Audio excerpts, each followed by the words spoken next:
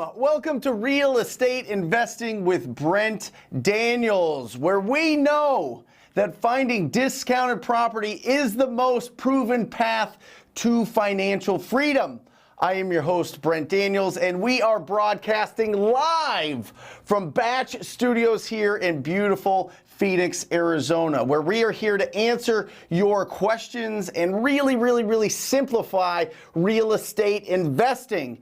We have a phenomenal show. We're going to be talking about the nitty-gritty. How many calls do you actually have to make to get a deal, to get a really good wholesale deal in your market? All right, this works in every single market. But before we get started, a quick shout out to our sponsor, batchskiptracing.com. Batchskiptracing.com. That's where you go to get the most accurate phone numbers for the properties that you're trying to get a hold of, which is perfect because that blends perfectly into today's show. All right, we're also co-sponsored by the subscribe button. If you are not subscribed to this channel, you need to hit that subscribe button right now because every single day we put out the most current instruction that you need to build your real estate investing business. So let's get started. This is one of my favorite topics. I love this. I could talk for hours and hours and hours and hours about this, but let me first set the foundation,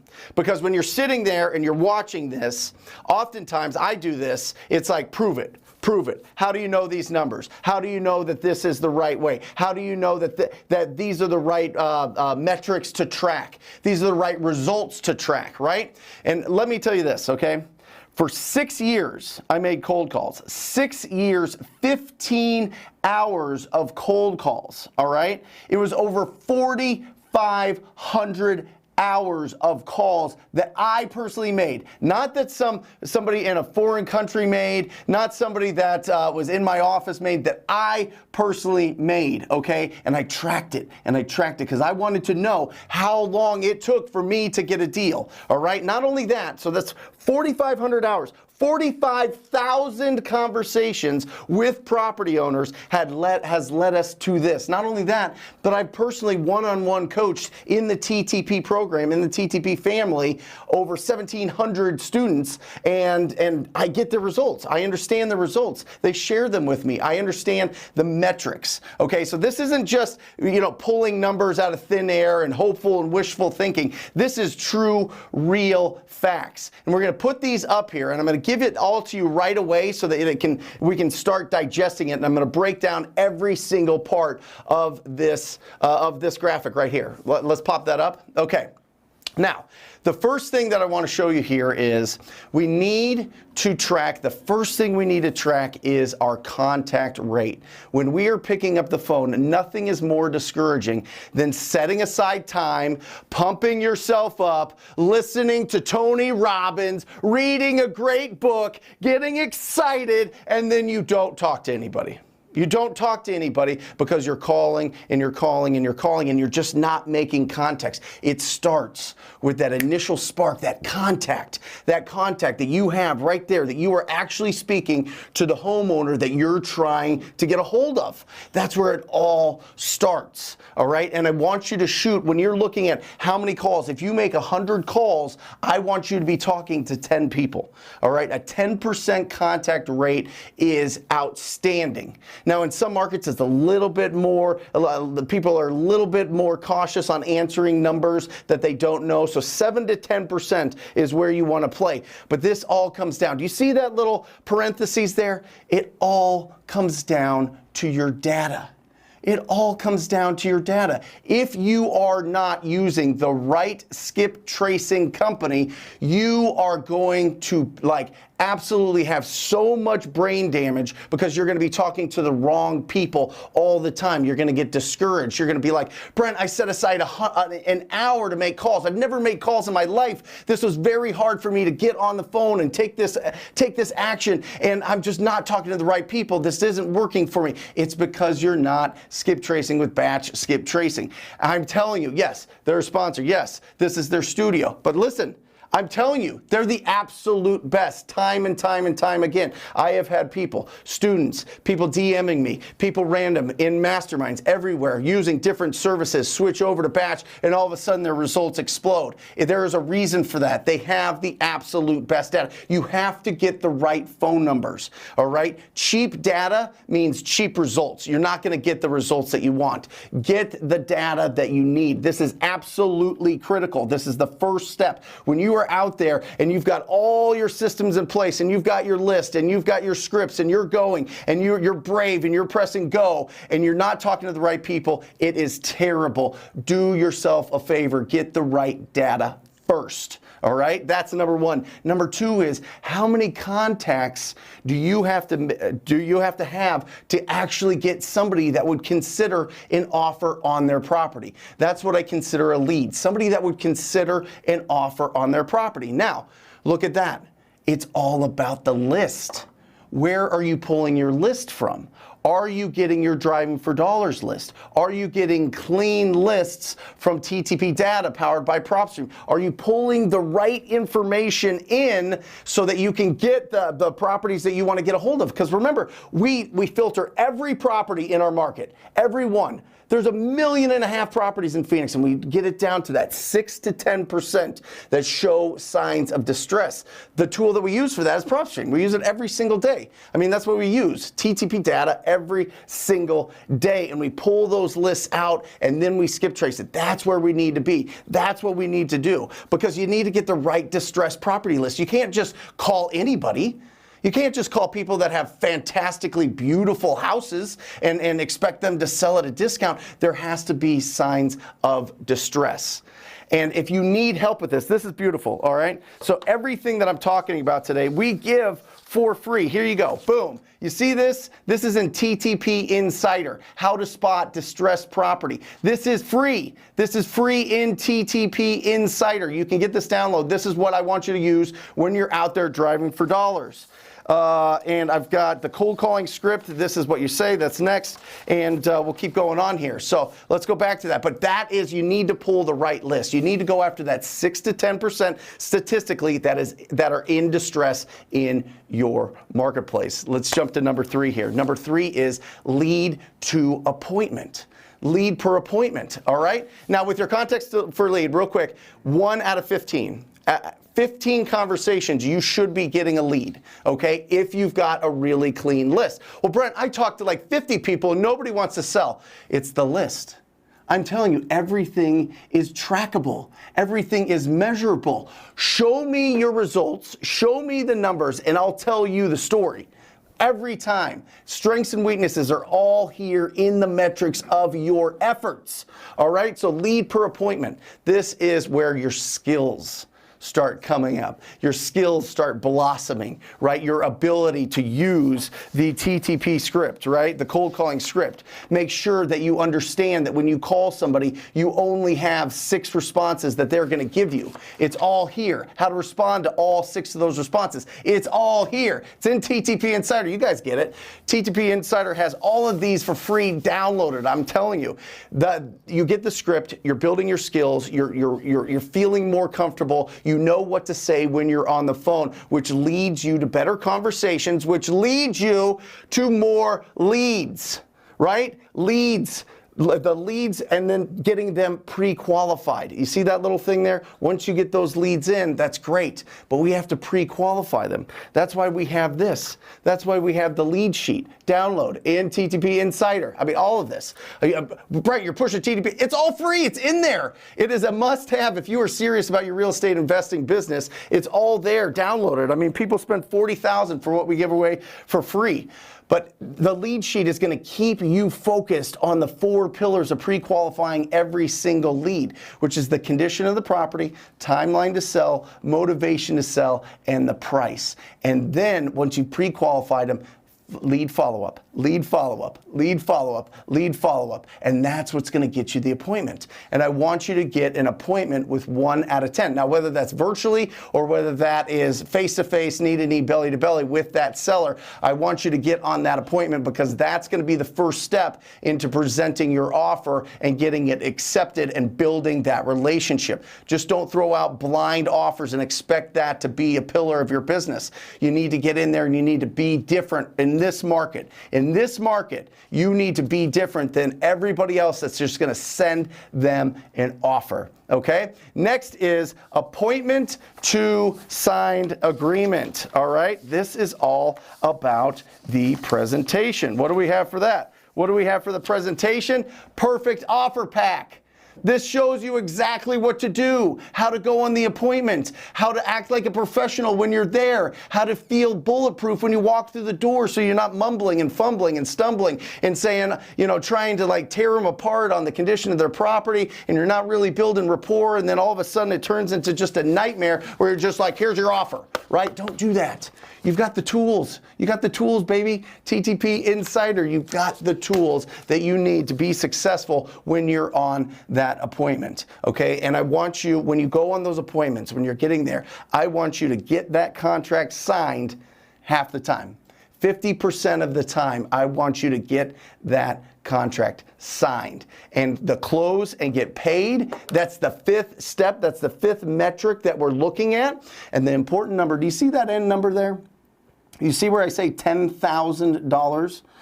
Ooh, can you imagine that hitting your bank account? Oh, can you imagine picking up that check at the title company or closing attorney? 10,000, 5 figures from picking up the phone, from pre-qualifying a lead, from going on a presentation, and then building a robust cash buyer database. We've got it all here for you. Guys, we love you. We absolutely love you. We've got it all here. It's all free. You get the cash buyer pack that's going to give you help you set up your first 100 cash buyers so that you are selling your deal so that you can get that $10,000 every single time. Minimum standard, $10,000. That's what we're looking at. It's all right in there. It's all in TTP Insider. It's absolutely phenomenal. We did that on purpose. We built this on purpose based on the results that we had, based on the numbers, based on tracking the numbers and looking at how long what is the process? How many people do we have to talk to be able to get down to that check at the bottom of the process, right? It's all in there. We want to give it to you as a free tool so that you're out there and you're feeling confident and you're being successful. We're a tiny little niche of people. We love you. We absolutely, the whole team loves you. They put all this together. It's absolutely incredible based on the training that we've done. And now let's look at how many people you need to talk to. I mean, how long it takes to get a deal. Let's put up that graphic, because I think that's really what makes the difference here. What actually gets you paid here. It's going to take you 20 hours. It's going to take you 20 hours of effort to get one deal. It's going to take you 20 hours. But do you see that big, bold thing at the bottom there? 90 days. You have to go straight 90 days. On average, it takes 90 days of consistent action to get your first deal and start building up the momentum. Start building up your lead pipeline. 90 days, 90 days, 90 days. That is the difference. That is the thing that crushes people. That is the thing that people stop with. It's easy to do it for a week. It's easy to do it for 2 weeks. 3 weeks, it starts getting hard. 12 weeks? 12 weeks of consistency, 12 weeks of your wife or your husband looking at you like you're a crazy person because you're on the phone making calls every single day, every little chance that you get to build and feed and fuel that real estate passion and dream that you have. Ooh, man, that feels like a lot. Man, that feels heavy. I wish that I could just, download an app and buy stocks and make millions of dollars like that really, really, really quick. Well, listen, that's a fantasy. This is real. This is absolutely real. If you take consistent action for 90 days, you will win. It is impossible not to win. If you are constantly and consistently having quality conversations with distressed property owners for 90 days, you will get opportunities. You'll get opportunities. How do I know that? Because I've had more testimonials than anybody. More testimonials. Can we pop that up? Can we put it on the testimonials page and just prove this thing? I mean, it's absolutely bananas. People are using this process. Look at this. Boom. Just scroll. Just scroll fast. Just go crazy. Go crazy with it. Look how tiny that little cursor is. Keep going. Keep going. Keep going. Keep going. This isn't to like trumpet my own, ego here. This is to show you that people are doing this. People are following this plan and having real success every single day. It's absolutely bananas. You can do it too. Follow the path. All right. But what I'm just setting up here is, and I'm going to go to this whiteboard because I think that this is important. We're just setting up the runway. All right. We're just setting up the runway with those numbers. Okay. With those numbers of $10,000, 20 hours to get one deal. How many, and your deal is $10,000, right? How many deals do you need to have $1 million business? How many deals? You need 100 deals, right? So if it's 20 hours and you times that by 100, that's 2,000 hours. Oh my gosh, Brent, that is absolutely bananas.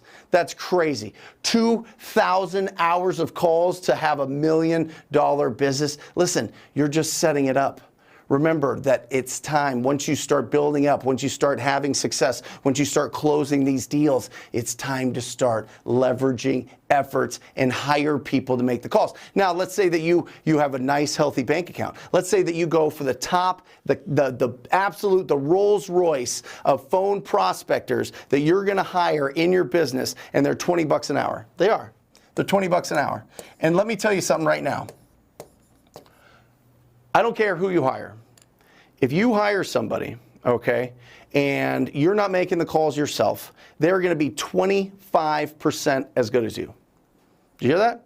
25% as good as you. They're not going to be there. You have more to gain in this. You're going to understand. You're going to build a relationship with these sellers. All right. You're going to understand from the first 30, 45 seconds after doing it long enough whether or not they're going to do business with you, and you're going to like really grab onto them. But when you hire people, there's a little disconnect. You have to open up that conversation a little bit more. You have to understand, did they really pre-qualify them? What was their tone? What do they sound like? Do they sound motivated? Are they ready to go right now? So there's a little bit, there's slippage, right? But even if it's $20 an hour and they have to do 3 times as many calls, 4 times as many calls, let's go,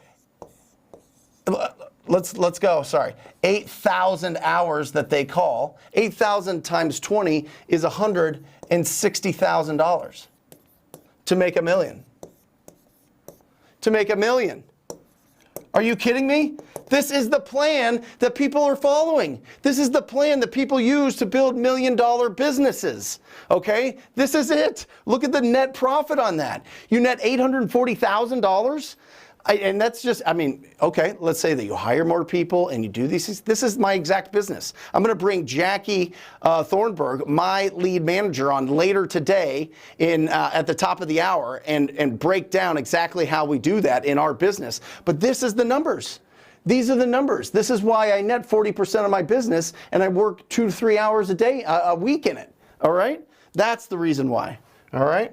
So you got to track your numbers. You got to make sure that you understand the metrics, and you have to understand 90 days. Push through, push through. Are you going to be the one that has the endurance to push through when other people are falling off, when other people start hiring all their Filipino cold callers to do it instead of them, and they're just kind of flailing around and they barely make a profit because they have to make a bazillion calls every single week to be able to get some quality lead? It starts out with you. It starts out with you making calls. It starts out with you keeping the profits, building up a heavy, healthy bank account, and then investing in really good talent to make those calls for you, and then you are off and running. That is the vision. That is the goal. That's what I want for everybody watching this, and that's the path. But it starts with getting past that first 90 days. Got it? Good? How'd we do? Did good. Did good?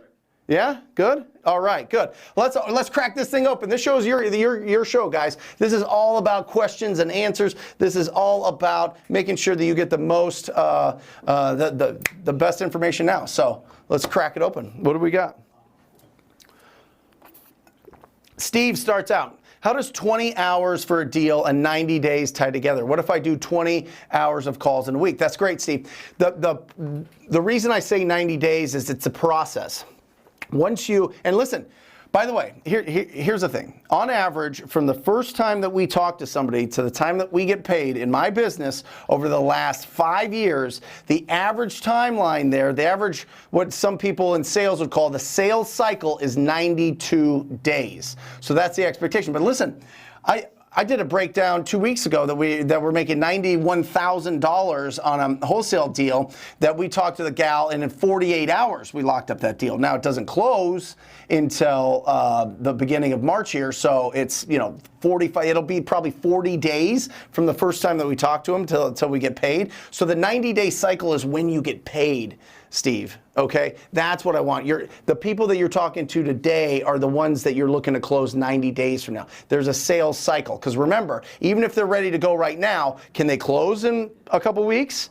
Typically, it takes 30 days for them to close. So 30 days, it kind of extends that out. So that is the expectation, and that's the real numbers. I don't want you to think, oh man, if I make calls today, I'm going to close and I'm going to get paid in a month, so this is going to be great. The expectation is 90 days. Fantastic question. Thank you. That's why I love doing these live, because people can really just tear it apart and just kind of really figure it out. So that's incredible. Mo. I sent out like 1,200 ringless voicemails and no deals. What am I doing wrong? Ringless voicemails, in my opinion, are a complete waste of time. I don't do them. I've done them. It was just a nightmare. Because what happens is, this is what people are taught, right, Mike? People are taught, send out a ton of voicemails, get the calls back. Don't answer those calls.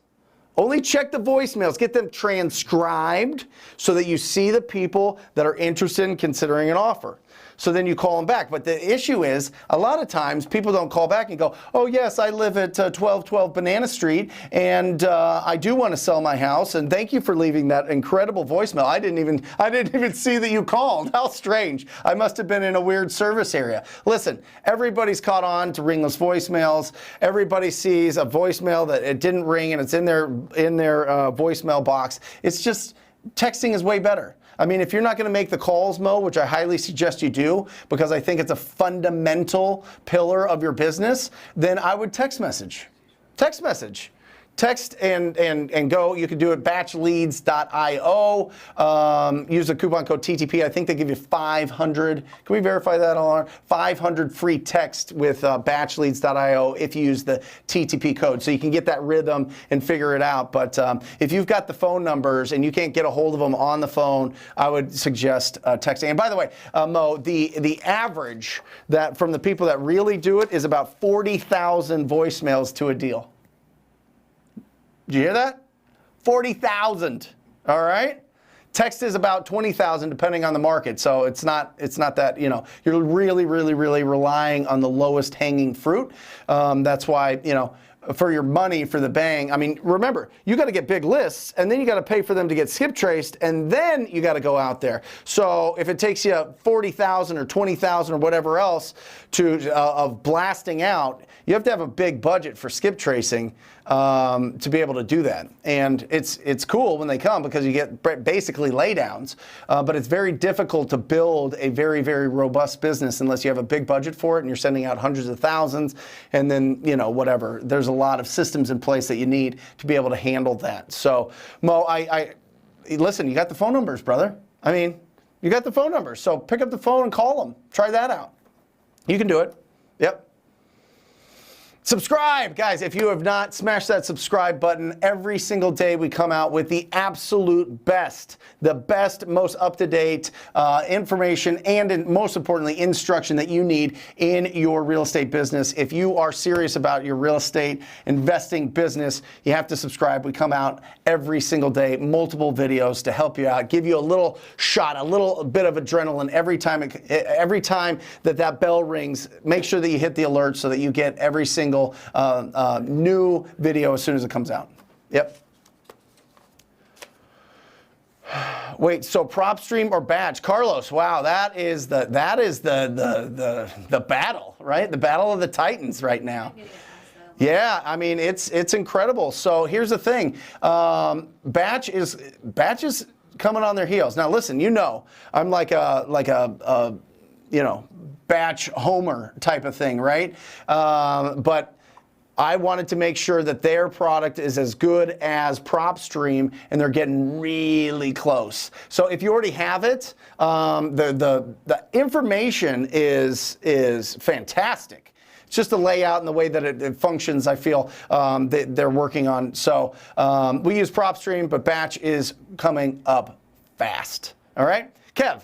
If my buyer backs out, am I responsible for paying the title company for any work they've done thus far, like the title search? Typically, no. I would not work with a title company that charges you anything to open up escrow or guarantees anything if the deal doesn't get done. Because what happens? Okay, let's say that there is something wrong with title and you can't close the deal. Now you have to pay for them for doing the search? No. Listen, unless they're crazy, most title companies will open up escrow and do the work absolutely for free because they make so much money. I mean, guys, they make billions and billions of dollars providing title insurance on the work that they did. They do the title search. They make sure that it's clean, and then they get insurance on every single deal because they're tied in with the mortgage companies that require title insurance to get a loan, and so they make so much money. They don't need. Listen, don't go in there and cancel with them, or you'll just build up a bad reputation. But you can, you should. There should be no cost, Kev. Good question. Because listen, I think that, when I was starting out in this business, title companies were like the biggest mystery to me ever. They had these nice offices, and they have these really well-groomed and beautiful reps, guys and gals, and they would come and they would bring lunch and they would talk about title and hope that you use them and talk about their escrow officer. I had no idea what the hell they're talking about. But then you realize that having a really excellent escrow officer takes care of 80% of the transaction after you turn it into them. It's phenomenal. You got to put them on your team, and you got to say, this is what I need from you. I need you to communicate with that seller. They are not represented by an agent. They're out there. They need your help. They need you to hold their hand and get them to the finish line. If you run into any issues, then reach out to me and I'll help you out. Okay? There you go. Johnny. Is it possible to not have to drive for dollars and be able to pull the same addresses via a niche list? Not really. You could try to get the code violation list from the home services or neighborhood services department of your county or your city or wherever else. Typically that's where it's housed.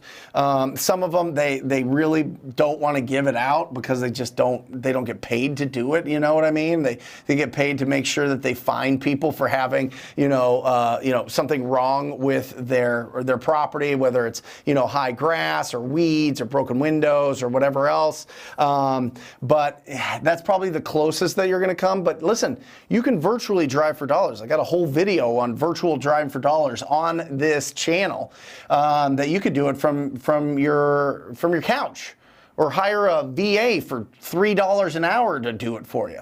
You know what I mean? But the driving for dollars list is you need it. I'm telling you, the 80% of people get their first deals from it. We still get deals from it every single month from it. It's just, listen, they're the worst properties. We want to go after the most distressed properties in the marketplace, and that's where they are. So make sure that you're building up that driving for dollars list. There's not going to be somebody that sells a driving for dollars list, or that it's accurate or whatever else. And if they did, they'd probably sell it to anybody. So, and we've got this training here, Driving for Dollars Mastery in TTP Insider. Make sure that you join it, TTP Insider. We break it all down in 3 different modules: how to effectively do your driving for dollars, and how to do it right, how to build up that list so that you have the best chance of getting those deals. Yep, awesome. Thanks for popping that up. You guys are on it, man. This team is on it. Yes. Where should I drive for dollars? Mahad. So here's the thing. You want to go where you're going to get the best bang for your time, right? And that's going to be in neighborhoods that are older.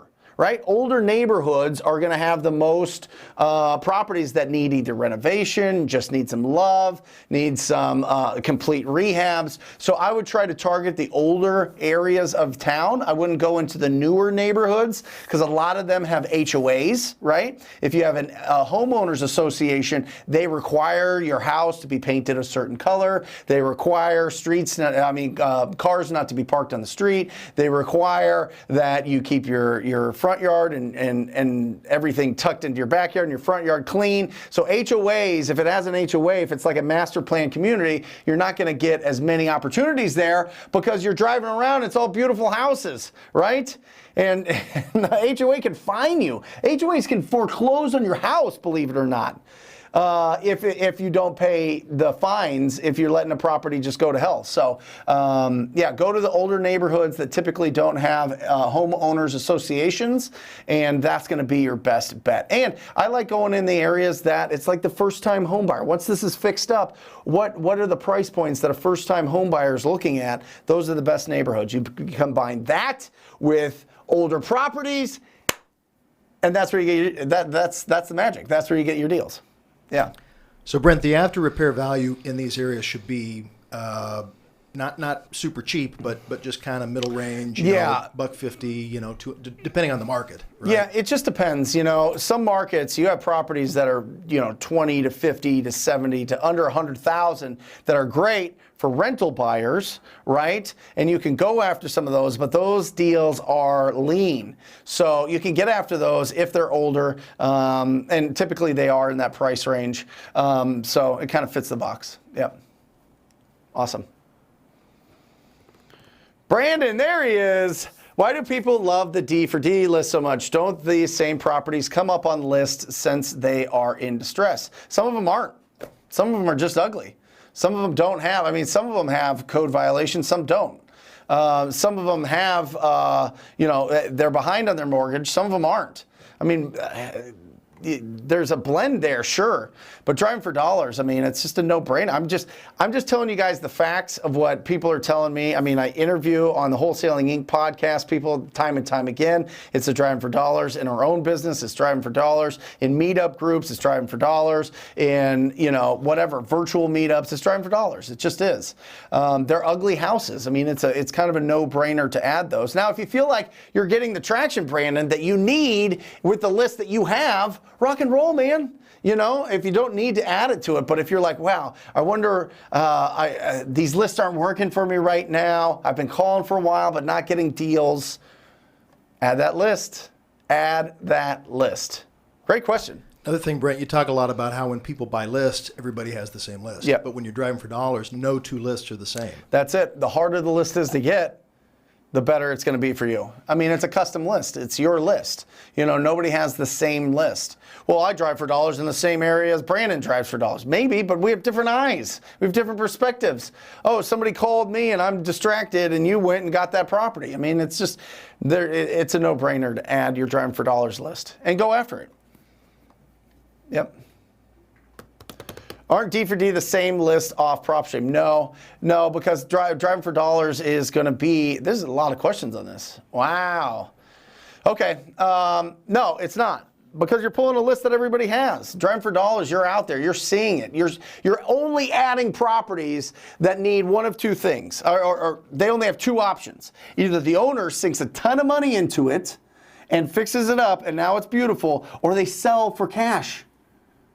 That's it. That's their two offers. That's their two options. And most of the time, they're going to sell for cash. They're going to sell for cash. So it's just a great list. And you can pull, listen, the beautiful thing, and here's another thing that Batch is doing, which we use batchleads.io for our texting and for our list stacking. So when we add our driving for dollars list in there and we add all of our other lists in there, guess what they do? They stack them to see how many layers of distress these properties have. Now imagine this. Imagine if it's on the driving for dollars, it's on pre-foreclosure, it's on tax default. I mean, you got all three of those. You don't think that we're going to be obsessed with that opportunity? We're going to dig into there. We're going to call them. We're going to text them. We're going to door knock them. We're going to mail them.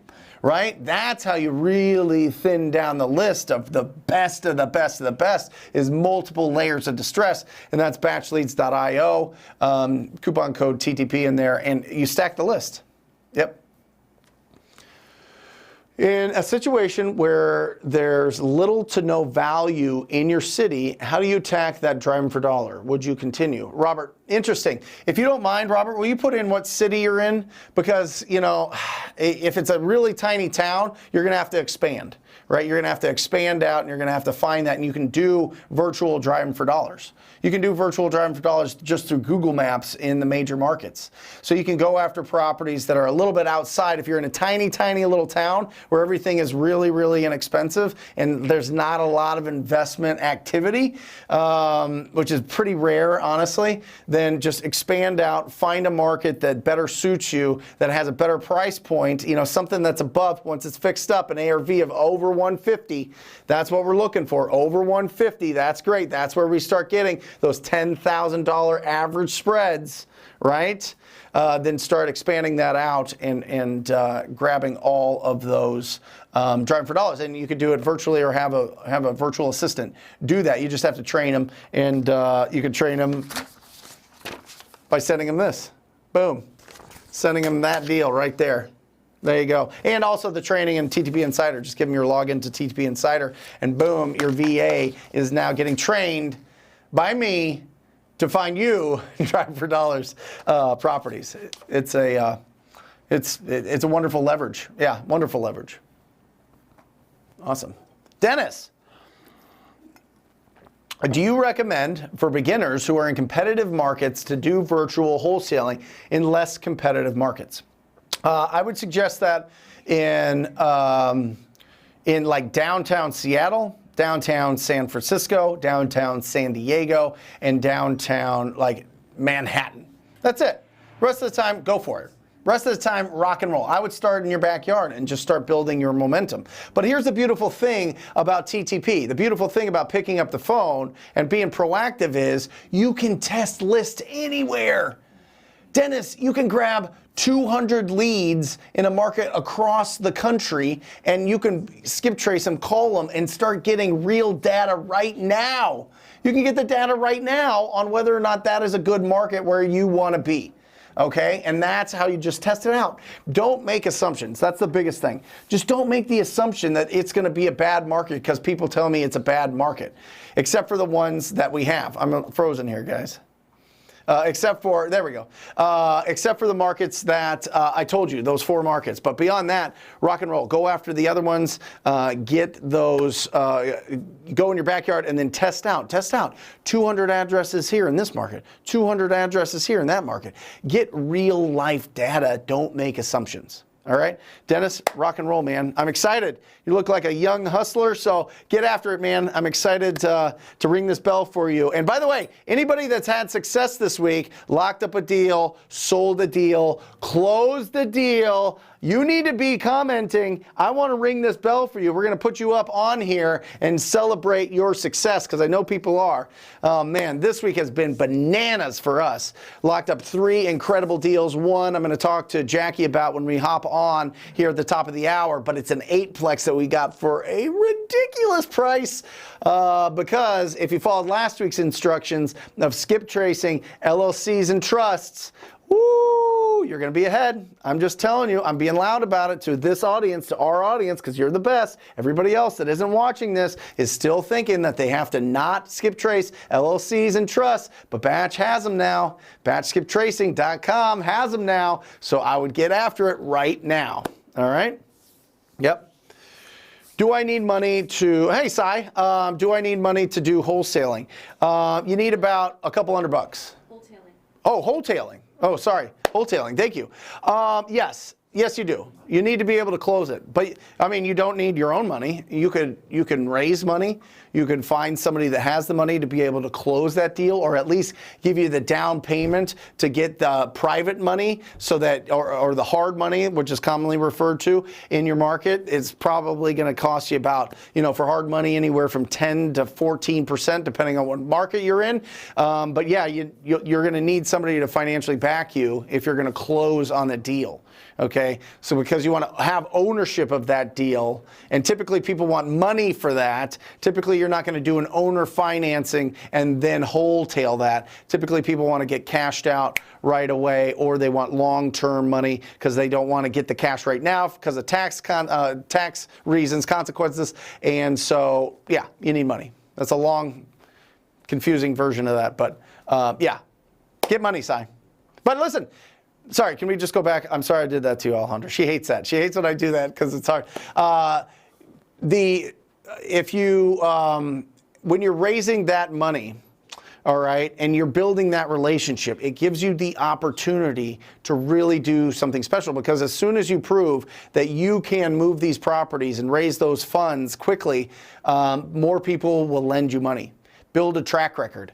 And that's the next step in evolution. Now, I know that this show, we've been talking a lot about wholesaling and building it up. I want to start that way. I want to make sure that you understand that finding and sourcing discounted properties is the foundation of a real estate investing business. But we will expand this in future episodes into actually how to build this into like a wealth building machine, which is investing in real estate and really getting the most and really building your net worth. But right now we're just kind of we're flowing and learning how to source the opportunities yourself. So there you go.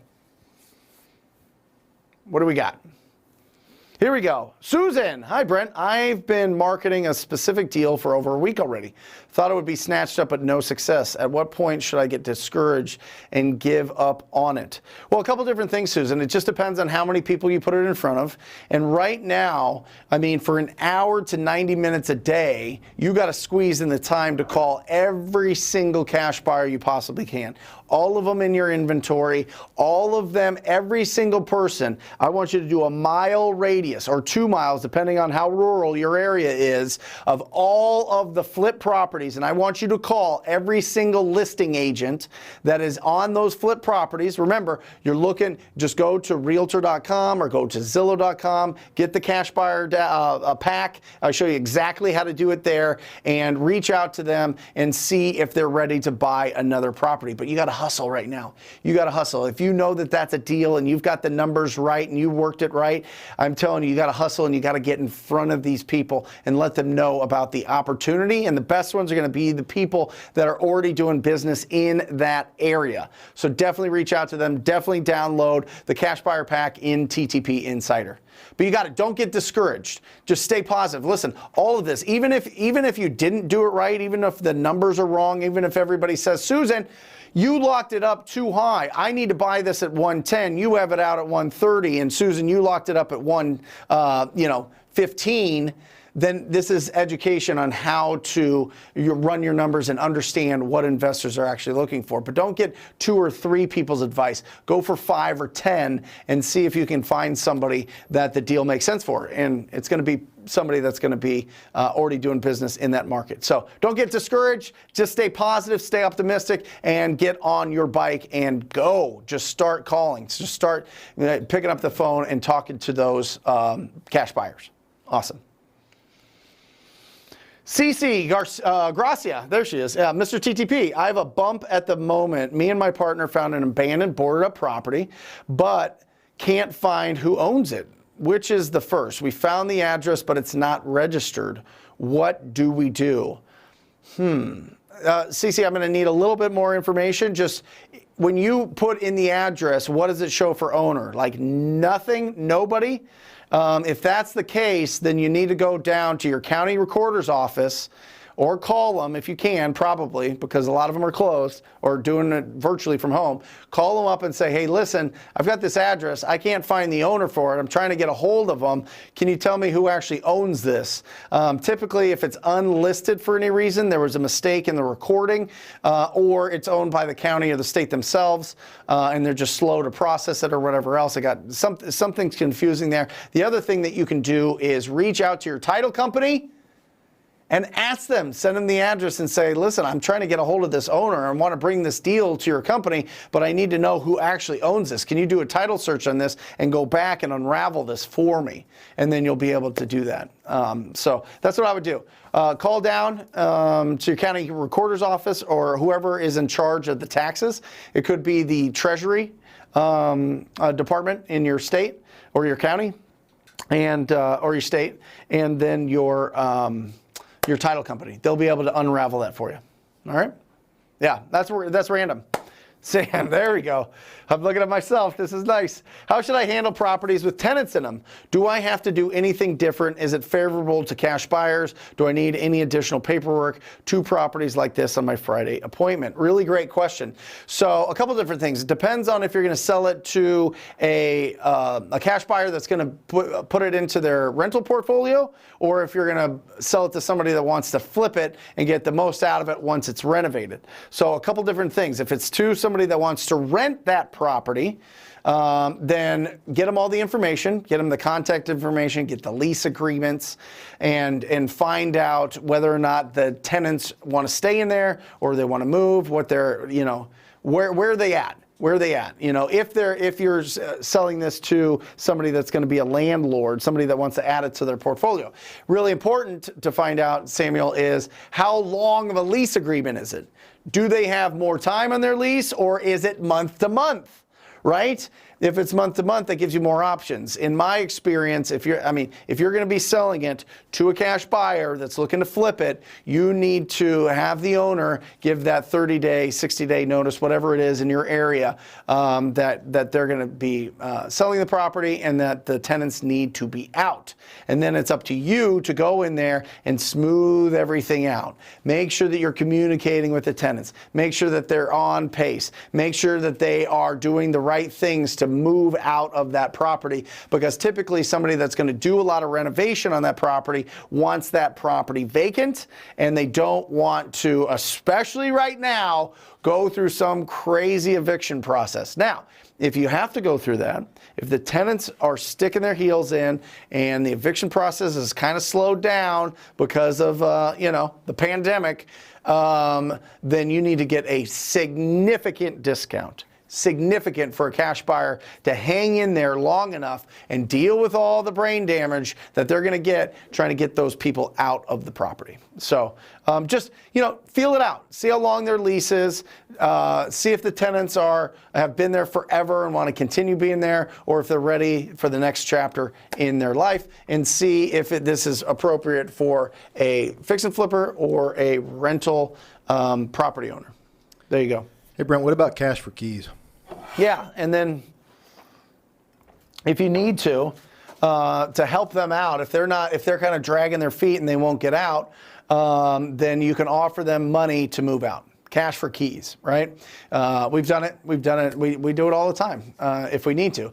Typically, it's about $2,500 in our market, but you can play around with that and just see what they would need to move out. But having them move out and being able to sell that property to a cash buyer that doesn't have to deal with a tenant, your cash buyer pool explodes. I mean, it just gets way bigger than if you are selling it with a problem. So if you can solve that problem, that's what we do. We solve problems all day long. That's what we do. So make sure that you are subscribing. If you have not subscribed, hit that subscribe button right now. We come up with the absolute best, the best instruction that you need to build your real estate investing business.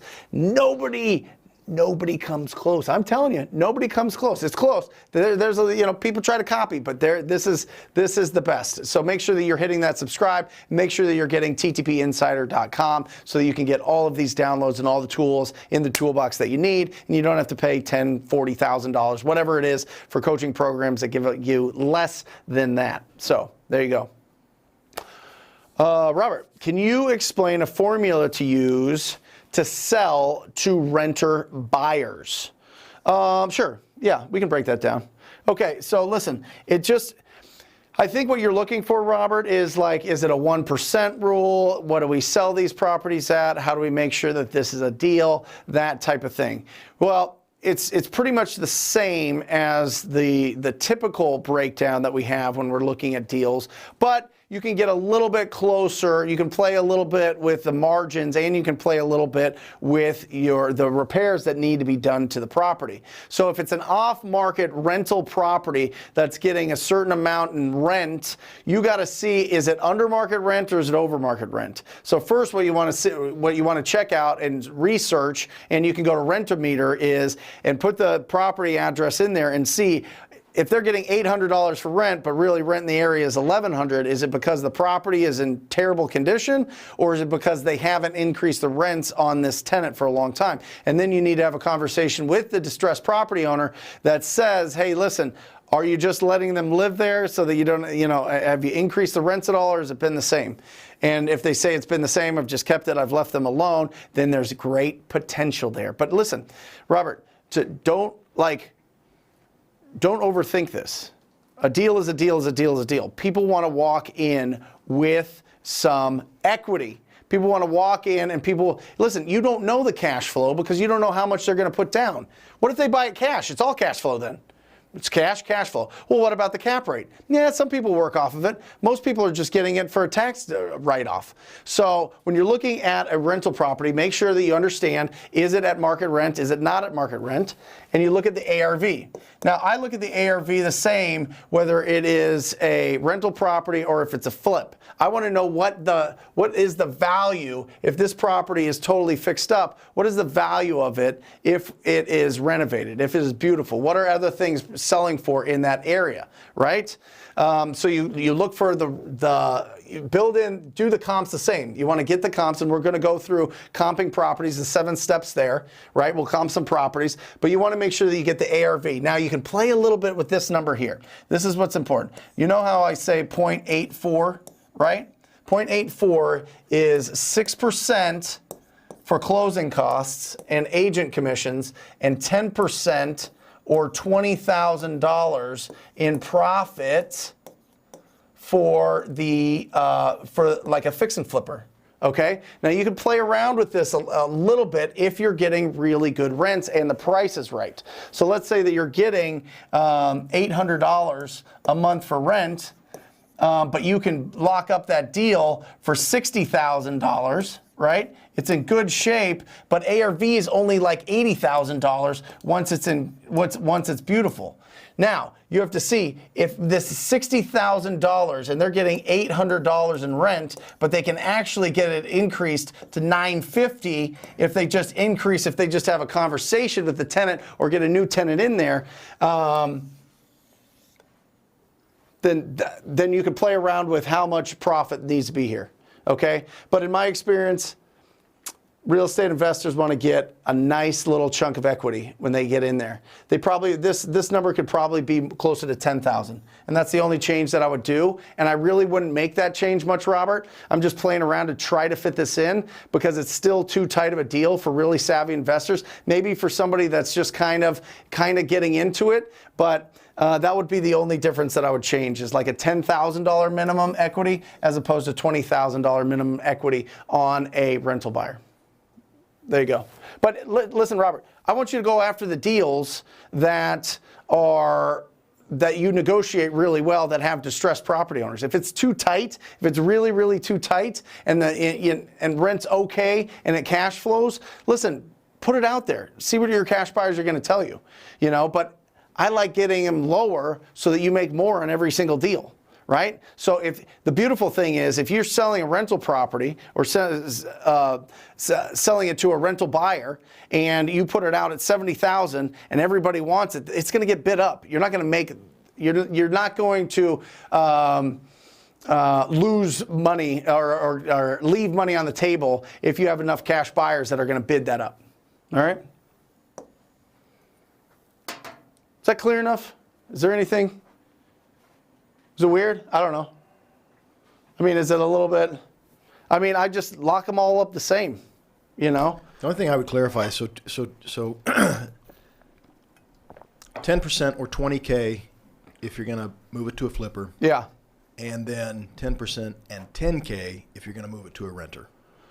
Well, 10K minimum. I mean, you could play around with that percentage, depends on the price, but I think he's talking about lower properties that have a lower value, which is typically what a rental market is. See, in Phoenix, our average price is like $400,000. So we don't have a rental market, we have an appreciation market. So in the rental markets, it's a little bit different. You got to talk to your cash buyers and see what price they're looking to buy these at, first of all. And second of all, just keep negotiating so that you can get it as low as possible. But I mean, from a formula, I don't know. That's the main thing. Lock it up as low as you can and get it out there. That's it. Yeah. Yeah, I mean, tried and true, it's going to be what your cash buyers want to buy for them. You know, and it's different if it's a multifamily property. You can play a little bit around with the cap rate. You can play a little bit around what are people expecting to get out of it. But right now, people are buying properties and looking for cash flow because they've got cash and they got to put it somewhere. They're not sure what's going on with the stock market. Bitcoin's all over the place. Who knows about that? I mean, there's just, you know, people need to buy real estate that have a high net worth because it helps them to reduce their tax liability.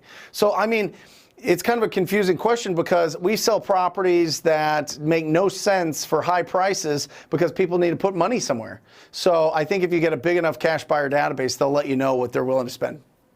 Yeah. It's the same. You could trim it a little bit, Robert. You can trim that down a little bit to a $10,000 spread instead of 20. Will, if you are starting right now, brand new, and we're looking for a variety of lists to cold call, for example, driving for dollars, foreclosure, probate, etc., what list would you start with now? Driving for dollars, tired multifamily, 2 to 4 units that are built before 1990, okay, and vacant land in town. That's what I would start with. Because everybody calls the absentee owners, everybody's going after probates, everybody's going at, well, probate I would throw in there because that's really a timing thing. Foreclosures daily, probates daily, they also do foreclosures daily, but probates daily does a really good job of filtering those in your market. Use that TTP code there and they'll hook you up, but that's what I would say. Probate, driving for dollars, tired multifamily, okay? And land, vacant land. That's what I would go with, Will. Rock and roll, brother. Hey, Brent, real quick, for a landlord to be tired, how long should they have owned the property? Own it. They have to own it for at least 7 years. Have them own it for 7 years, so that I don't want you going after people that just bought these properties as rentals right now. I want them to have some rust on them, some salt on them. You know, they're just like salty about, you know, dealing with the tenants and dealing with the repairs and dealing with all these things. So we got Jackie. All right, here we go. I'm going to grab these here and let's rock and roll. This is.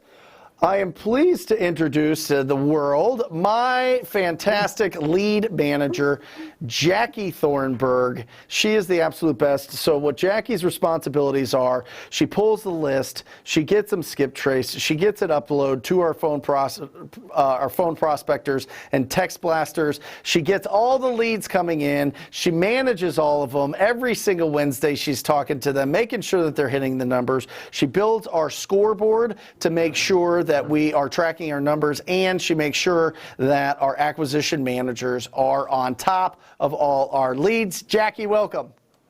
Thank you so much for having me. Well, I am excited. She's a little bit soft in here, so I hope it's not in the show. I can barely hear her, but just kind of play around with that. So, Jackie, what we are talking about is tracking our numbers and going from list to closing. Right? And I was telling everybody that it's about 92 days is our average sales cycle from the first time we talk to somebody till the time that we close that deal and actually get paid.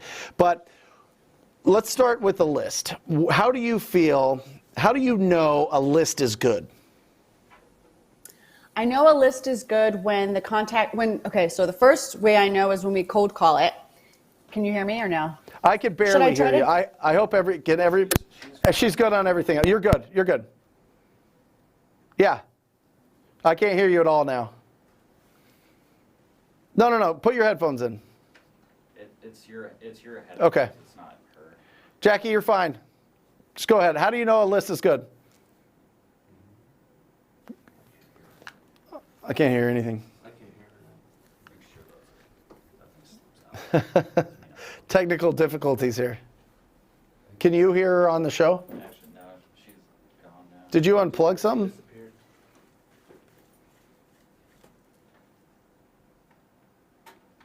All right. Well, we're having technical difficulties here, and I was really excited about this. I'm not sure what's going on, but let's get back to questions, and we'll get back to Jackie. Jackie, just hang on the line, and we'll get it figured out. All right.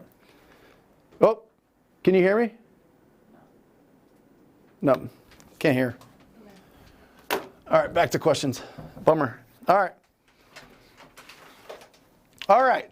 I work as a cold caller for 10 hours in the car warranty business and also wake up at 4 a.m. to work out. So I have been trying to do cold calling after work. Any advice for fatigue of calling? And absolutely, okay, this is going to be, I hear you, right? And so a couple different things here, right? One is you need to, there's a switch that needs to be flipped where you get energized making these calls, right? You need to absolutely, to your core, to your heart, to your soul, believe that if you make enough calls, you will be successful, all right? You will be able to really, really make a difference in your life, in your family's life, if you just can get enough effort, enough calls out there. All right, it's going to be, I mean, that's where you need to be. And you tap into that, you will actually get energy from making these calls. All right, you already have that fire in your belly. You wouldn't be making calls after 10 hours working in a car warranty business if you didn't, right? So just stay in that mode. Make sure that you are just transitioning, right? Watch those transitions in life. Make sure that you know, as you're going in and you're going to be making these calls after work, that you give yourself some time to decompress. You sit down, you chill, and then you get yourself up and you think about what is the effect of the efforts that I'm making. It's cause and effect. What is the effect? The effect is you get the opportunity to find these discounted properties. The effect is you get to help the property owners out in the markets that you're looking for, that you're working in your community. You got to work with these property owners that have problems. They have problems that you can solve, and you match them up. And not only that, but you're learning a skill and building up a business that you can do forever. It's the transition. You're in a cocoon. You're going to butterfly here soon. Just keep the momentum. Keep the momentum. Just don't stop. Even if you can only do 15 minutes a day, do 15 minutes a day. You know, I want you to push it to do as much as you can, but the consistency is everything. Just the way that you set aside exercise is the way that you should set aside you going out and doing proactive activities every single day to build your business. You already have the discipline to get up at 4 a.m. to work out. You know what I mean? Just add a little bit more. Just get it a little bit more so that you can change that. And then all of a sudden, it takes 1 or 2 deals to all of a sudden you can do this full time. All of a sudden, you're not spent 10 hours at a car warranty company. That's the vision. That's the goal. That's that thing right in front of you. That's that 90-day goal. Can you push? Can you push? Can you push so that you can build up enough? Listen, time and time and time again, I have so many people in the TTP family, so many students that are just same thing, and exact same schedule, exact same thing, and now they're full-time in this business because they stuck with it. They stuck with it, and they got past it, and they got through that 90 days, and now they're doing it full-time, and they couldn't be happier, and they are absolutely flying. So that's what I want for you. How are we looking, guys? There have been also a lot of you guys and gals, I mean, in Ann's situation, they'll supplement, they'll take a day or two that they're off. Yep. And just really crush it that day or two. Yeah. Yeah. I mean, you could fit it into the days that you're not working, but just build that consistency. You got to look at your schedule and have an honest look and time block the times that you're going to commit to this business. All right? You got this, Ann. I believe in you, Ann. Awesome. Let's go over here, man. Yep. All right. What do we got? All right, Justice. When hiring out a person to call for you, could you have them just looking for people who are interested in selling? Then you pre-qualify them to avoid any slippage. That's great, and that's what most people have to do if you hire a Filipino cold caller or somebody where English is the second language. You have to have them send in everything because you just don't know. You need to get in there and pre-qualify. Now, we don't, because we have outstanding American callers that make calls for us that know, and they've been with us for years, and they know how to pre-qualify them. But in the beginning, Justice, what I would say is, hey, phone prospectors, send everything in, and we'll do what we can, right? Send everything in, and I'll pre-qualify them. And then as you start getting into a rhythm, as they start feeling good about the calls and feeling more comfortable, you can open up the opportunity for them to pre-qualify more and send you more quality leads. Because the issue is, again, going back to last week's show, too many leads is a bad thing, right? Because it hides the best leads, and now you're trying to chase people that you don't know if they are a lead or not, and they're taking up time and efforts, and it just doesn't work out. So, We're going to try Jackie again. okay, we're going to try Jackie again. We're going to do this. Thank you for bearing with us, guys. We are, this is going to be definitely worth it because Jackie basically runs my business. Jackie. Nope, can't hear. Can you put in your headphones again? We heard you with the headphones. Yeah, try that. Check, check. No. Sorry, guys. Go back to it. Okay. Hey, Brent, also with Justin, so, who would you recommend he work with for cold calling? Is there one or two people that you There's use? two resources. If you are going to, it depends on your budget. If you're looking for, if you've got a tighter budget, then it's going to be callingreps.com. Callingreps.com, phenomenal company. They know the TTP script. They know how to use the dialers. They know how to use everything. And they are Filipinos, but they're trained and managed and really good. And then the creme de la creme is Call Motivated Sellers. CallMotivatedSellers.com. Make sure you put in TTP on all those. You guys kind of get bumped to the top of the list just because they love the people that I refer to them. So CallMotivatedSellers.com, that's what we use. And we also use Calling Reps with Max Fish, who is phenomenal and manages all of them. So there's a couple of resources for you there for you guys to be able to use. There you go. Is it just a technical thing with Jackie? It's just... Yeah, hold on. Hold on. Okay. We may have her. Go. Okay. Go do it real quick. Third time. Third time. I got her. You got me? I got you. Oh, this is so good. Okay. I so Jack- exited it out and then it came back in. Oh, beautiful. Okay, good. Okay, so Jackie, let's reset the table here. So Jackie is my lead manager. She is making sure, I got an echo here, by the way. She makes sure, God, that's annoying. She makes sure that that we get the lists, that they're clean, that they are skip traced, that they're uploaded, that our phone prospectors are making their calls and hitting their numbers and getting to the acquisition managers. And the acquisition managers are getting their tasks done and hitting our goals. I mean, absolutely incredible. Jackie, what makes a good list? Because we started with everything, and it starts with, well, really it starts with getting good data, but we all know that. We use batch. But second to that is the list. How do we know a list is good? So it'll be, first of all, deals, right? If you end up getting a deal from it, it's a good list. Yeah. Otherwise, it's contacts per hour, the cold caller telling you it's a good list, and then actually seeing appointments coming from that list and lots of leads coming from that list. Got it. And how, once we get, so we take a list, we skip trace it, we put it into our dialer, phone prospectors are making the calls. What happens when they get a lead? What do they do? How do we get that lead from them? So for us, it automatically goes into our Podio once they click a maybe or a yes. But then we have a VA who will just check it for accuracy, make sure the phone number matches up, make sure that just everything is put in correctly, and then she sends it to me. Like the notes? The notes are put in correctly? Okay. The phone number's right, it's the right phone number, that sort of thing, just no mistakes. Awesome. And then when you get it, How do you filter it to make sure that it's a quality lead?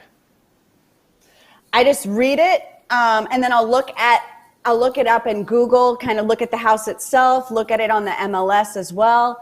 But really, I'm just looking for one. MLS. Meaning like just looking it up on the MLS to see when was it last refinanced, when was it sold, that sort of thing. Got it. Okay. And then if it looks ugly and it's and they have equity, you send it in? Yeah, even if they have equity, because now we're doing creative financing deals, I'll send it in. But really, they have to have one of the 4 pillars, right? 2 is best, but if they have 1, I'll take it. Okay. And which one is the most common pillar that we get? Most common, I would probably say that they want to sell. Okay. Their motivation? That's You're saying we get their motivation or the condition of the property? I mean, we can get both, but I'm saying that realistically, anyone who comes through wants to sell, whether that's in a month, 6 months, that's to be determined. Second would probably be they're willing to talk about condition. Yep. So I'll see the condition right on there. So you're getting the condition and you may or may not getting, how often are they throwing out a price?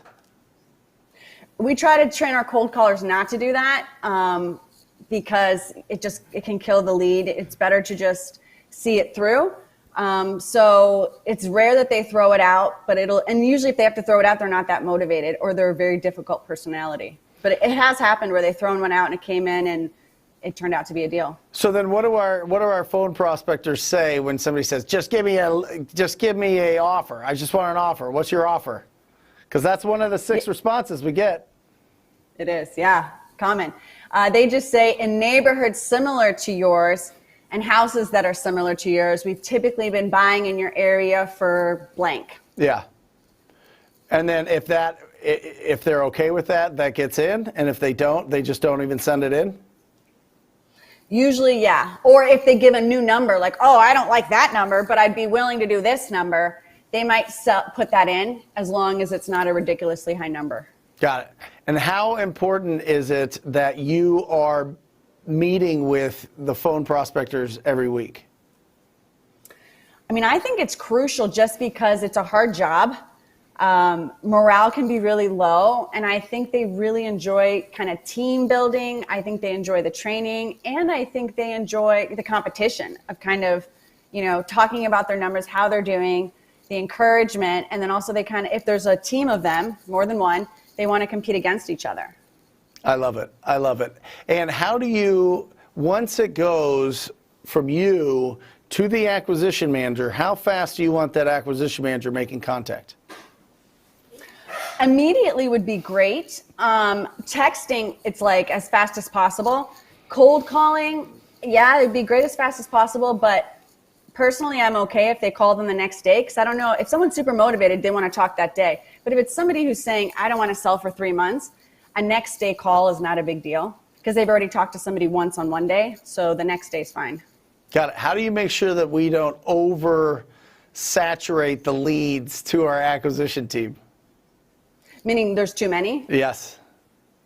So it's a fine balance. And really it's just kind of, if it's a really terrible lead, not giving it to them, giving it to somebody else. We kind of have a junior acquisition manager. We've recently been having a cold caller do some cold follow-ups.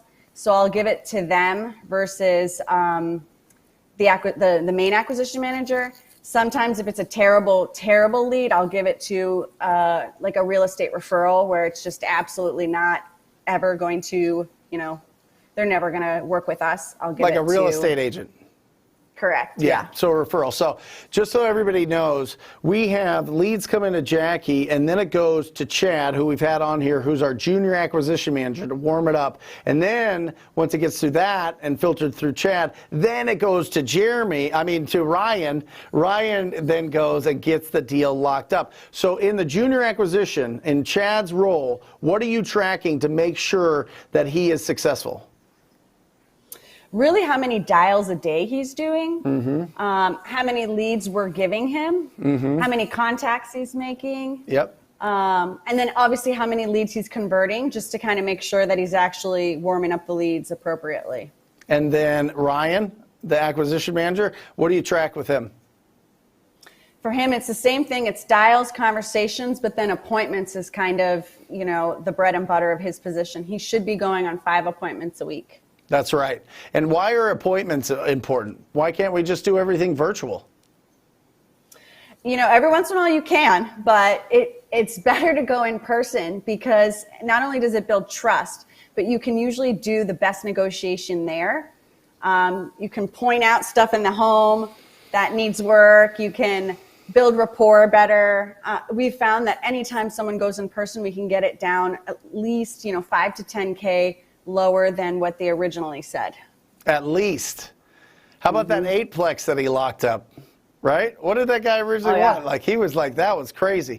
He wanted 6s, and then he got him down to like 583 or so. What did he get it at? 583? I think it was 583, yeah. Yeah, incredible. And that was because he kept going over to the guy's house. He kept going to the actual, just getting in front of him. So that was incredible.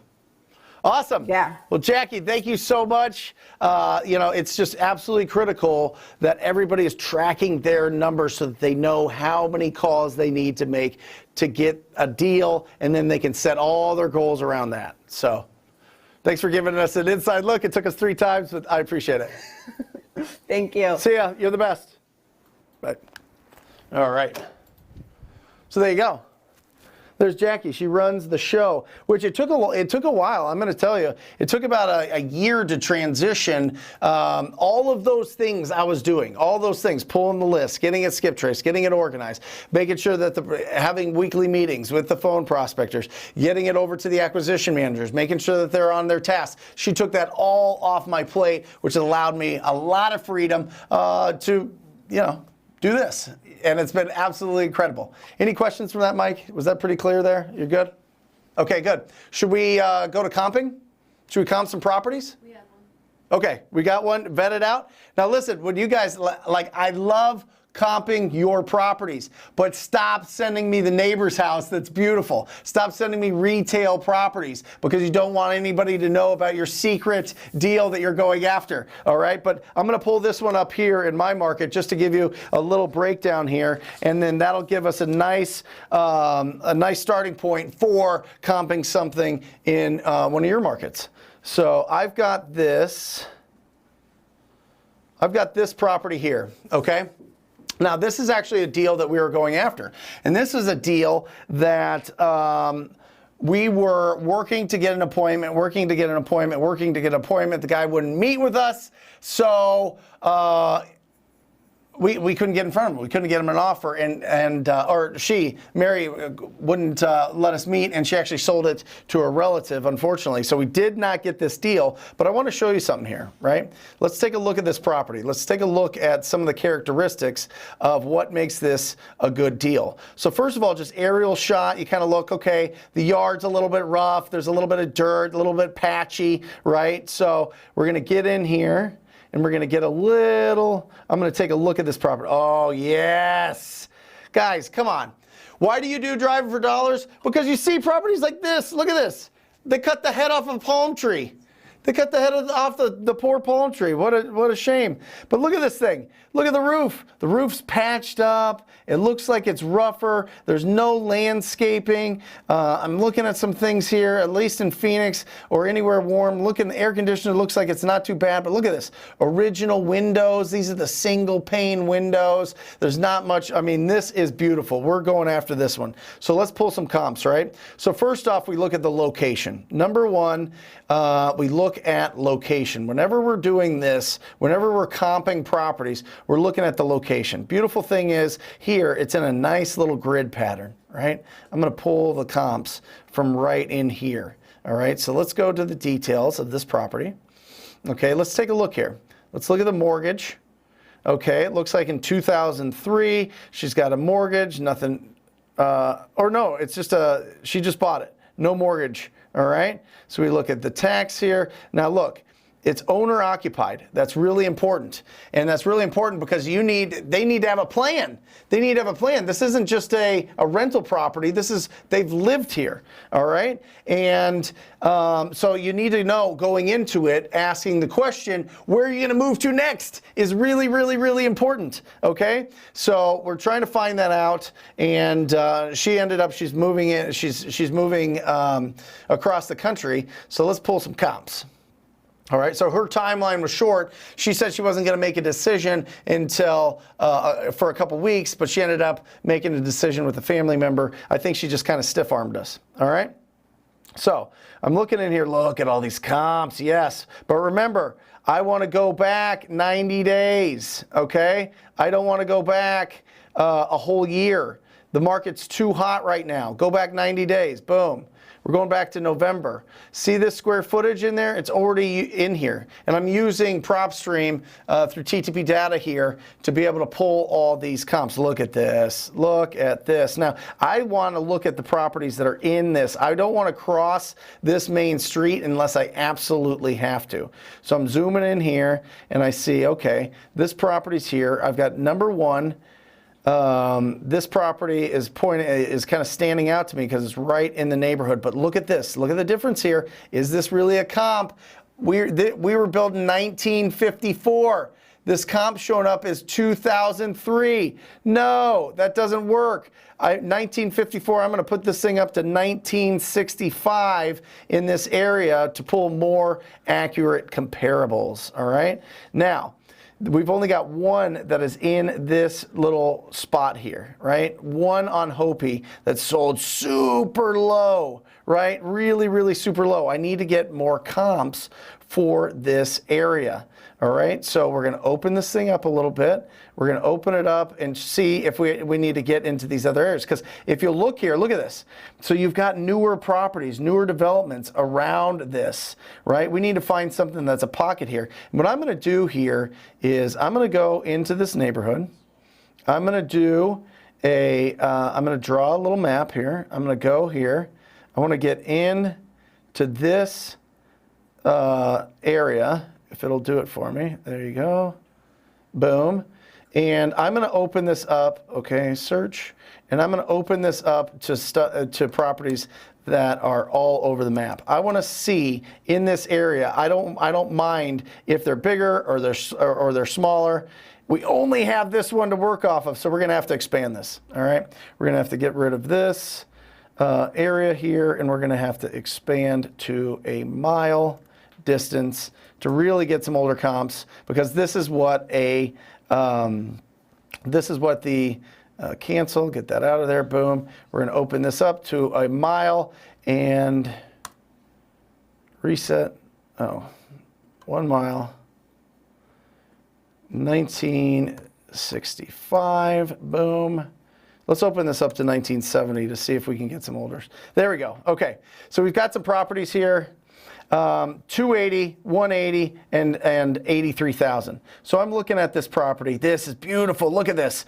280, built in 1956. It went 280, 1,400 square feet. Same deal here. Look at that. I'm going to look at this property. This looks allow. There we go. And this property is perfect. Look at this thing. 280 this property went for, and I'm not sure why. It looks like it's still rough. Maybe it's been renovated since this picture. But this one went for 280,000. That's what I'm going to work my ARV.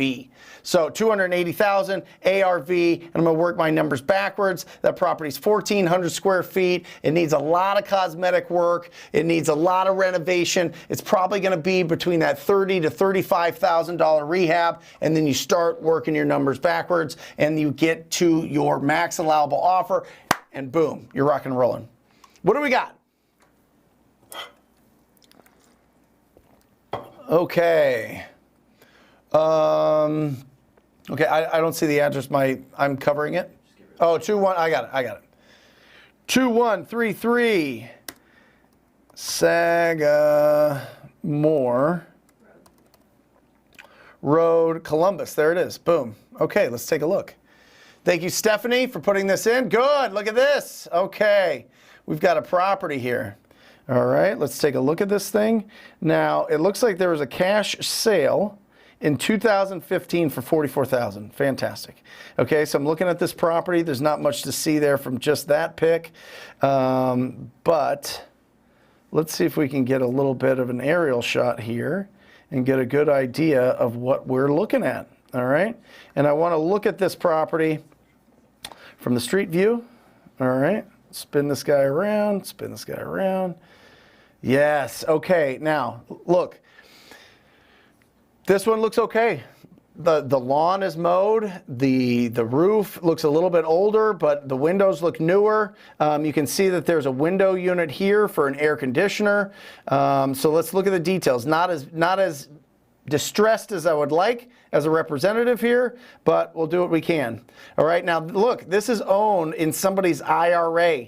All right, this is owned by somebody. When you see IRA on there, that means that somebody has an investment account and they're savvy enough to buy properties in their investment account to delay their taxes on this property. Already, just looking at this in 2 seconds, I can tell you, you are dealing with a savvy seller. All right, this is somebody that is probably an analytical personality if they have their properties in this, maybe not, but somebody that definitely has set up and has attorneys and has conversations with people that buy properties through an IRA. So this is somebody that is on a next level of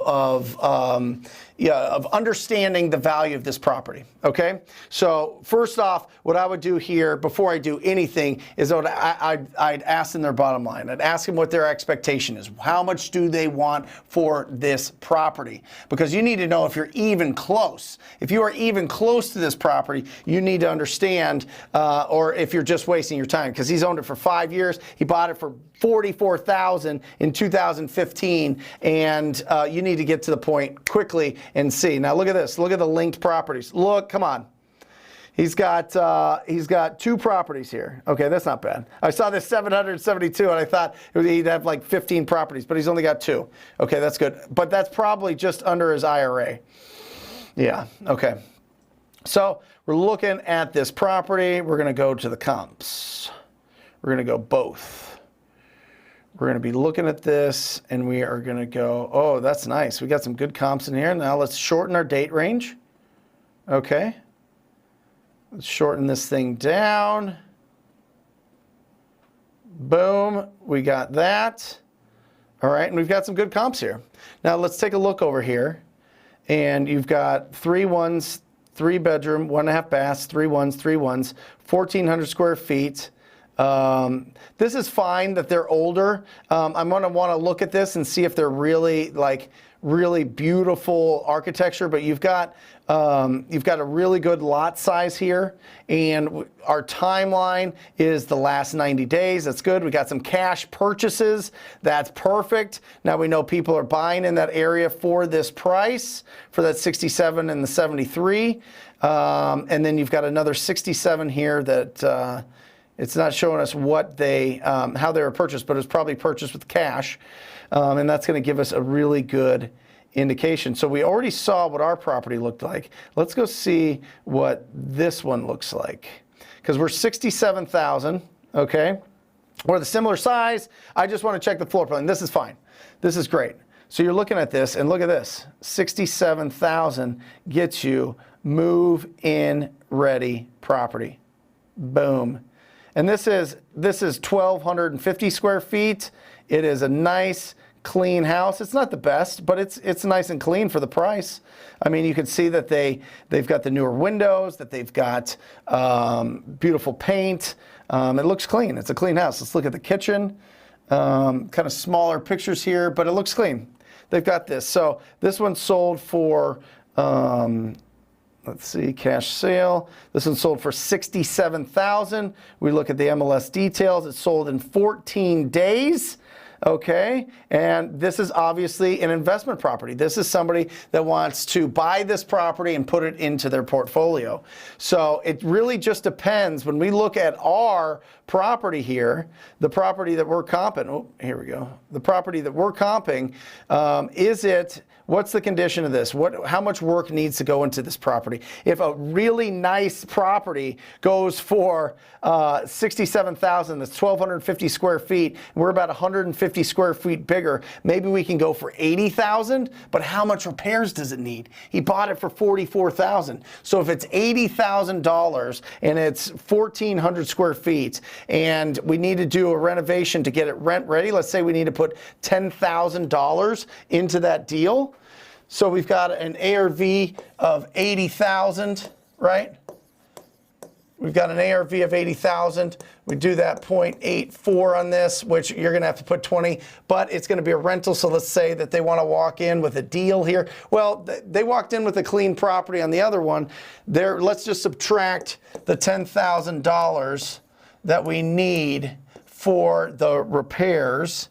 Let me put this back to, let's go 0.6 off of that. Let's go 0.6, 0.06% off of this for the closing costs and agent fee. Well, you're not going to pay that much because you're going to keep it as a rental, so you're not flipping it. So let's get rid of that. Let's go 0.03, 0.03. And then let's get in there with about 10,000 in equity, right? And we're at 2,400. That is 24 off of that. So somewhere around that $54,000 mark, if it needs some work, is where somebody's going to want to buy that. So be under that. But he bought it for 44 in 15. So you're in a market where you're not getting a lot of appreciation, right? So play with that number, but that's what I would hit him at. I'd hit him at somewhere under 54,000 to see if he'll play. And oh, there you go. And you know, PropStream did a good job of having that thing at 77,000. So they were pulling similar comps in their algorithm. But that's what I would do. I would go in at that property at probably, I'd try to hit him at what he bought it at. Just to see if he wants to get rid of it at that 44,000. If not, you can play to about 50,000 and try to push that up to 60,000, depending on the value or depending on the condition of that property, so that you can get a nice 10K spread on that deal. Good? Good? Makes sense? Questions? Yeah, I don't know if you saw this just because of the screen, but she'd mentioned, she went out there, took pictures. It's in, fairly rough shape, no central AC, I didn't see it. All that good stuff. Okay, yeah, well, it doesn't have, you can see the AC unit right here. And let's look at the comp then. Where did that go? See if the comp had central AC. Well, I would hit him at the same price. Hit him at 44,000, see if he'll take it, and then move from there. Yep. Yeah, just see if he wants to get rid of it. It's in his IRA. Maybe he's just a tired landlord, doesn't want to deal with it, isn't going to renovate it. Will you put in what price he wanted for it? Does she know? Huh? Oh, well, what are we doing? Yeah, come on. Yeah. Yeah, he's out of his mind. Mm-hmm. So, not late. Hit him at what he bought it for. Based on the comps, right? Yeah. Let's do the deal breakdown. This one is exciting, guys. We went out to a property that we locked up and sold in Mesa, Arizona. Very excited about this. Check this out. This is a referral. This is what you get by building a good reputation and being loud. Check this out.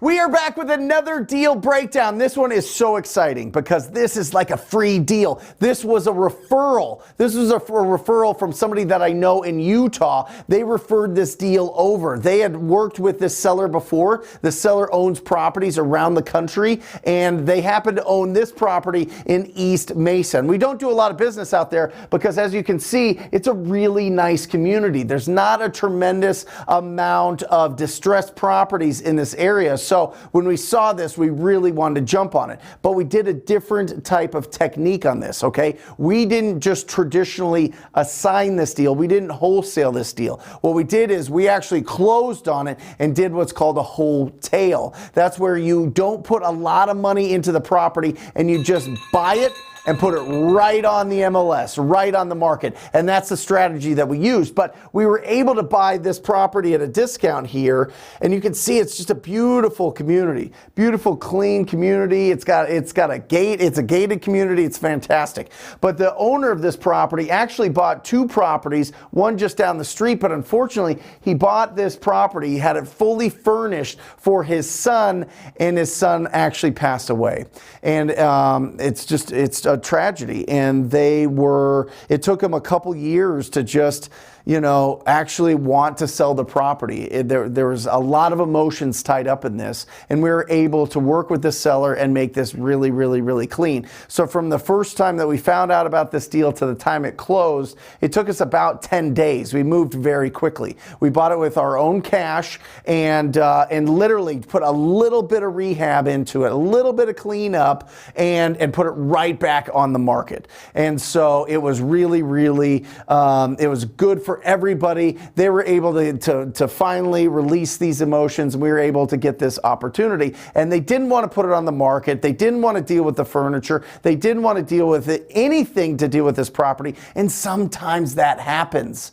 But you get these opportunities to get referrals if you are loud. Don't be scared. Don't be like hidden in the shadows doing your real estate investing business. You need to turn this thing around, and you need to show people and document and put stories out there and post on your Instagram, on your Facebook, on YouTube, whatever it is that you are comping properties, you're driving for dollars, you just got a contract, you're doing a renovation. Any of those things need to be documented. And I know, listen, everybody hates their voice, everybody hates what they look like on camera, but just be brave. I am telling you, it is for your business, and you're going to get more opportunities. You can add 5 to 10 more deals a year if people just know that you are a real estate investor. So that is the biggest takeaway here. Now I'm going to break down the numbers here because it's really interesting, because we got this property, we closed it quickly, but it was a little tight. It wasn't the numbers that I typically like. I like bigger deals,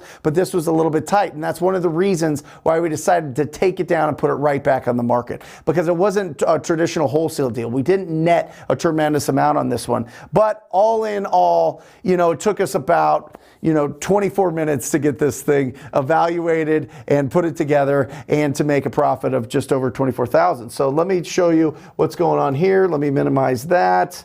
Let me go here. And I've got it broken up here. So we bought this property for $260,000, okay? Now, because we closed on it, we had to pay the closing cost of $4,594. And I apologize for my handwriting, but at least you know it's me, and this is a real deal, right? The repair, we only put in just over $1,700. And when we jump to the property, I'm going to take you to the property in just a minute. You're going to see what we did there. And the agent, now this is really critical. When you are doing a wholesale deal, or when you're doing a flip, or when you're doing whatever, if your market is on fire like ours is, like across the country, you can negotiate. You don't have to pay an agent 6%. We've got a fantastic world-class agent for 4%, and he does everything. I mean, he is phenomenal, and he got it sold really, really, really quick. We sold this in under a week, and it was phenomenal. So, and then the closing cost in this is about $4,000. So I'm going to skip to this just to show you the net here. So we sold this property in under a week on the market for $315,000. Now, if you add all these up here, it equals to $290,939, and that's a profit of $24,061. But I'm telling you, 24 minutes. We had 2 conversations with the wholesaler in Utah to send it over to us, and we got this deal locked up. We called our agent. He went over there. He got it cleaned up. He organized everything, and we are profiting $24,000, all because we are loud. People know what we do. We've got a great reputation. That's what I want for you. But I want you to feel this. I want this to be tactile. I want you to see what this property actually looks like. So let's hit the streets.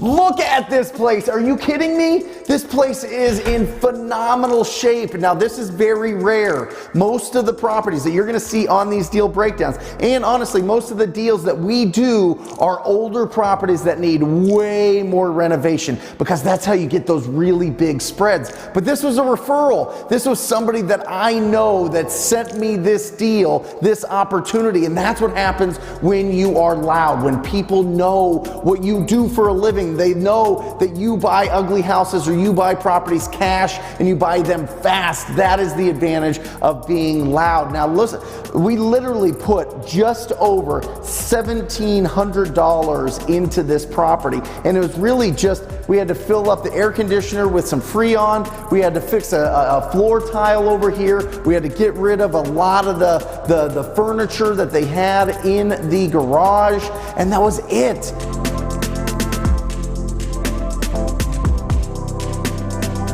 That's the beauty of this. That's the difference between a wholesale and a wholesale. Now, it was a little bit tight on the numbers, like I mentioned before in the office breakdown. So it was a little bit tight to do a wholesale, but it was perfect to just close on this and to just put it back on the market. And once we put it on the market, boom, it's sold really, really, really quickly, and we're making a great profit on it.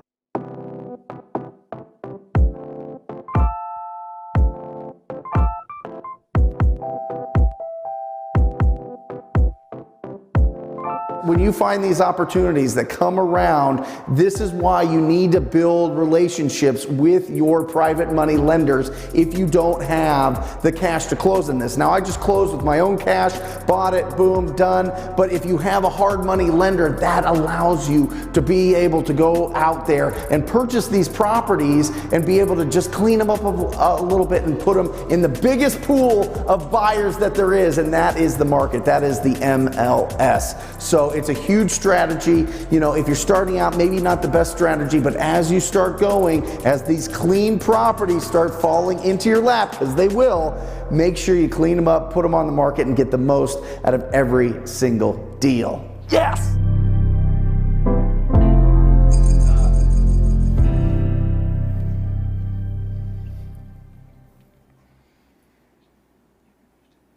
So there you go. There is the advantage of getting loud, getting those referrals in. Do not hide, right? Be loud about what you're doing out there. Even if you're starting out, everybody loves an origin story. Everybody loves seeing you go through the process, right?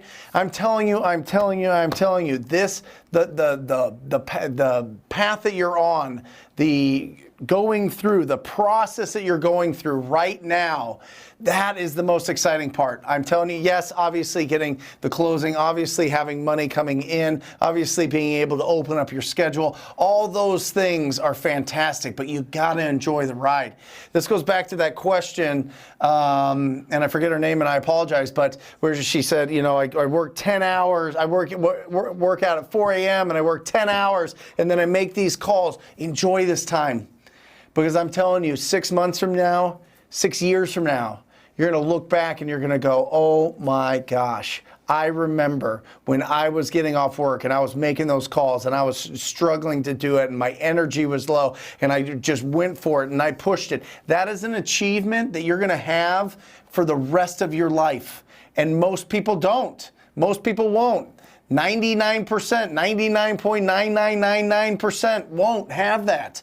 We live in a place where we have the opportunity to be able to absolutely change our financial future if we're willing to be brave and willing to be different and willing to pick up the phone and be proactive and solve the problems in our community that other people aren't willing to solve. That's why we exist, and that's why this business is so exciting. So get out there every single day, be proactive, make the choice that you're not going to let this momentary tiredness or fatigue stop you from achieving the goal that you have. Because it popped into your brain at some point, something sparked, something's different, something came in, 1,700 people a day become a millionaire in this country.